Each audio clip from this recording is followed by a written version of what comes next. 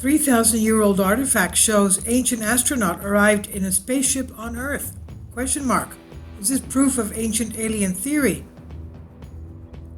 The fragment found in Turkey in 1973 is undoubtedly the most famous 3,000-year-old spaceship-looking item, which proves ancient aliens' presence on Earth. Zachariah Sitchin found the article. This cold gray stone look-alike is a contemporary reimagination of modern-day rocket. And it's coming up here. Here it is, as you can see. A modern-day rocket with engines powered by scientists and a guy wearing a spacesuit. It may be the last evidence for ancient astronaut theories that extraterrestrials visited our Earth in the past. And according to Sitchin, a recent discovery at Tushpa, modern-day Toprakale, near Van Lake, we've had a lot of earthquakes in Van Lake, it's towards the Himalayas, revealed traces of copper that might have come from Mesopotamia or even Cyprus. As we know, Kypros is a name of Cyprus in Greek, and Kypros means copper. Tushpa was the capital of Urartu in the 9th century BC. The Urartian kingdom was situated near Lake Van in the Armenian highlands. The first written reference of Urartu is in the Assyrian literature. Now, an unknown language related to Hurrian, or Urartu's inhabitants, adopted the Assyrian cuneiform writing for their reasons. The remarkable stone relic is believed to be about 3,000 years old. Other experts think it may be even older. Not on public exhibit, it's kept at the Istanbul Archaeological Museum, that's ancient Constantinople, in Turkey. According to Sitchin's book, quote, The Earth Chronicles Expeditions, and quote, the rock item is a carved scale replica of a spacecraft 24 centimeters long, 9 centimeters high, it's 8 centimeters broad.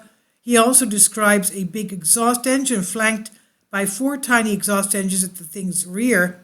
The pilot's head was gone from the rocket ship. It was broken off. The fact that the spaceship-like rock sculpture includes a pilot's compartment indicates that prehistoric astronauts visited Earth.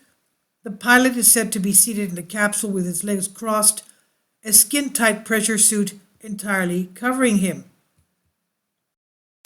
And this has his feet pointing left, and his head, as you can see, is broken off. Finally, support my Patreon account.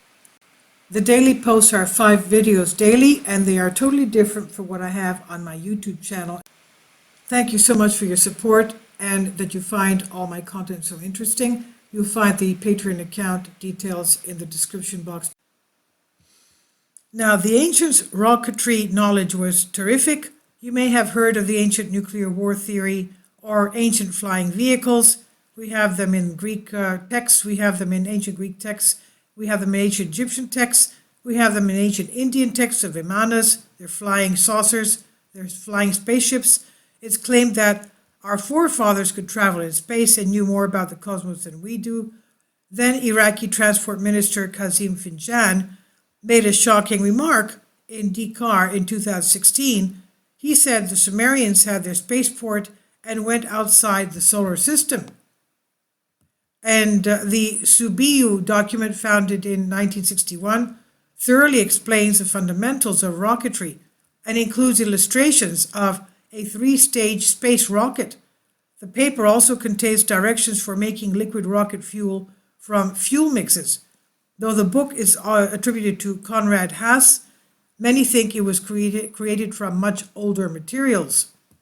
Scholars have been puzzled for decades about how the gods, quote-unquote, in ancient Mesoamerica fueled their spacecraft, but recent archaeological evidence sheds light on the subject. In 2015, a significant amount of liquid mercury was found at the base of the Mexican pyramid in Tiwanaku. This was originally published on Ancient History. It's on Collective Spark. Please leave your comments, and thank you for your support.